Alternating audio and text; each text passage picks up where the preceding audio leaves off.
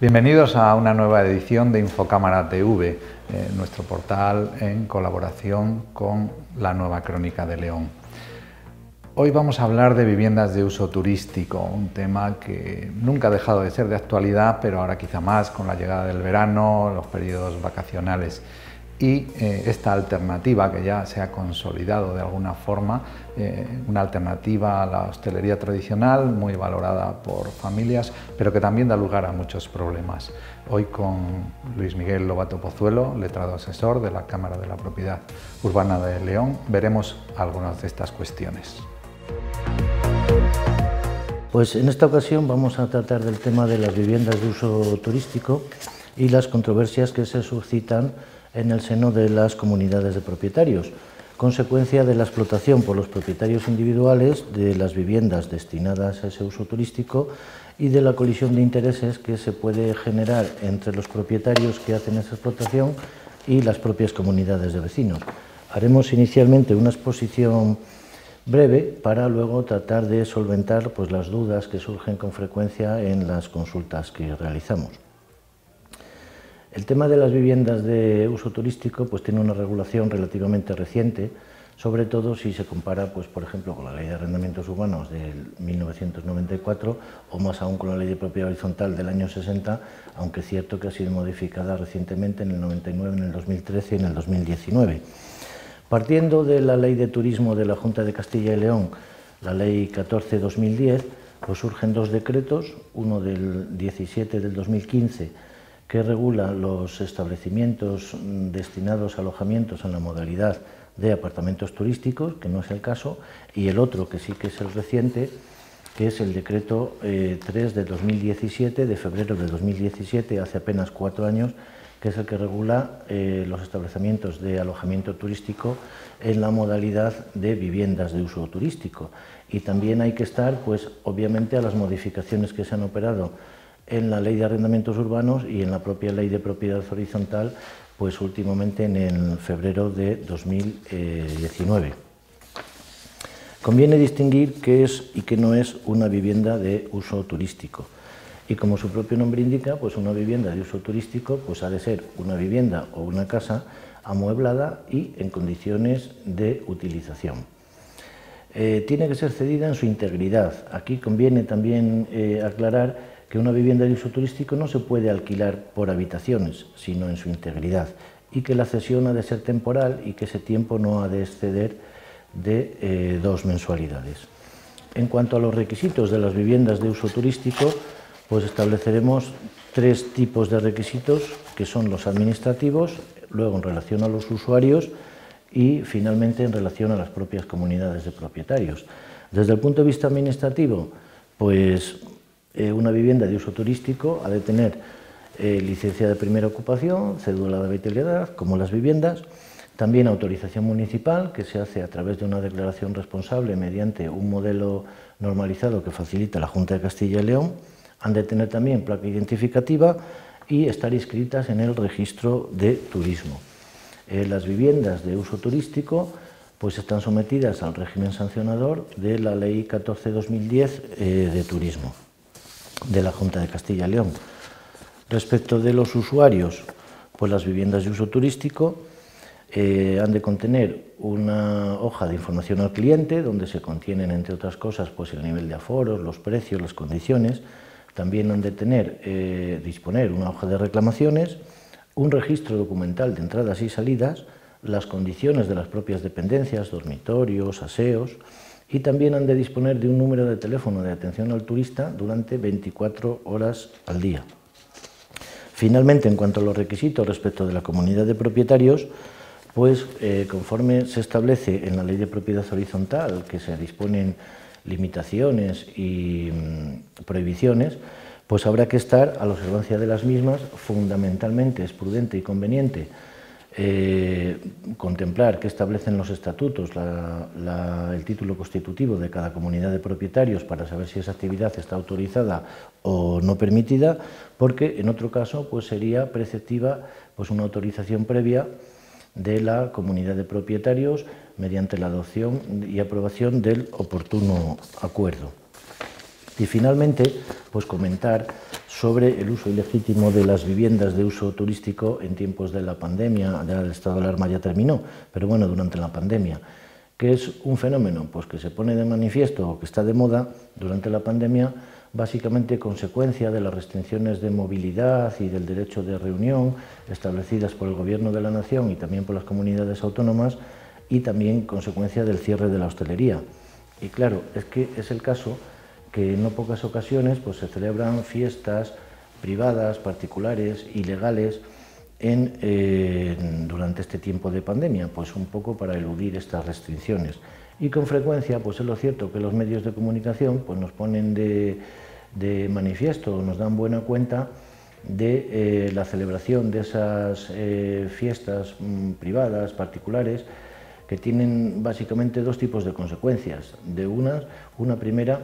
pues los daños que se ocasionan en las propias viviendas, y otra segunda, pues las molestias y los perjuicios que ocasionan en las comunidades de propietarios y que no pocas veces pues terminan en conflictos que finalmente pues han de ventilarse o sustanciarse pues en sede judicial. Pasamos a las preguntas, Luis. En primer lugar, ¿una comunidad de propietarios puede prohibir a uno de sus propietarios la utilización de la vivienda para uso turístico? Bueno, conviene distinguir inicialmente entre las prohibiciones y las limitaciones. Así, por ejemplo, el artículo 5 de la Ley de Propiedad Horizontal pues contempla que las comunidades de propietarios pueden establecer normas respecto del uso y los derechos de uso de las viviendas en el título constitutivo, es decir, en los estatutos, pero normas no prohibidas por la ley. En este sentido, si los estatutos estableciesen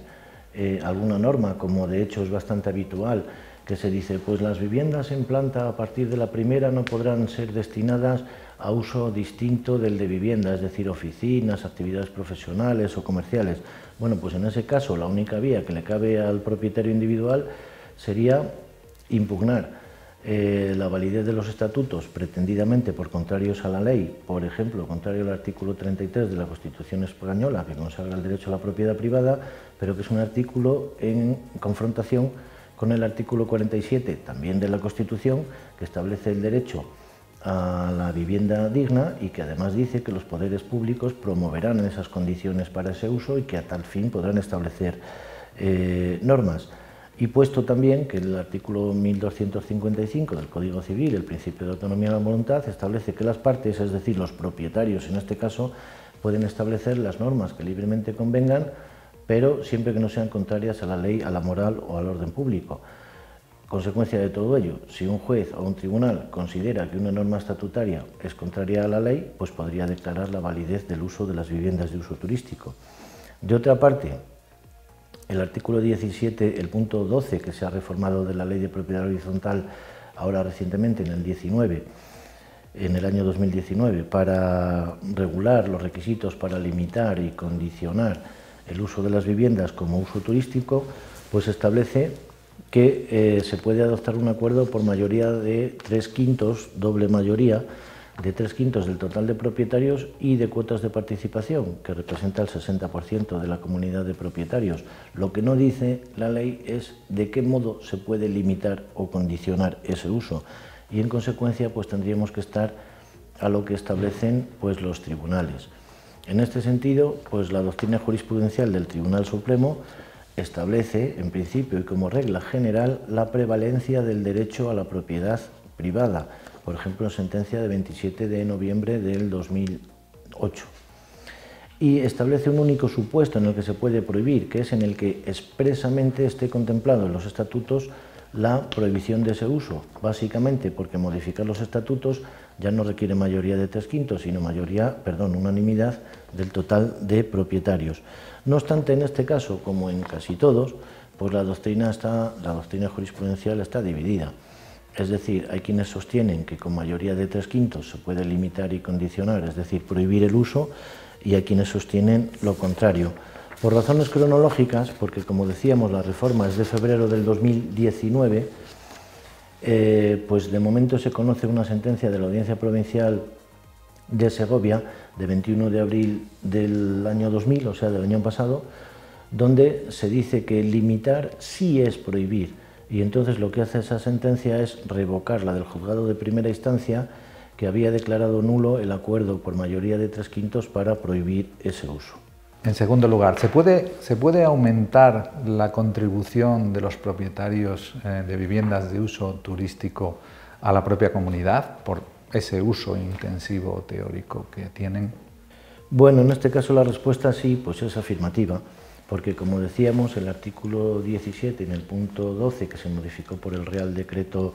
7/2019 sobre medidas urgentes en materia de vivienda y de alquiler, pues establece que con mayoría de 3/5 del total de propietarios, que representen también mayoría de 3/5 de las cuotas, efectivamente se puede aprobar válidamente un incremento de esas cuotas a los propietarios que utilicen sus viviendas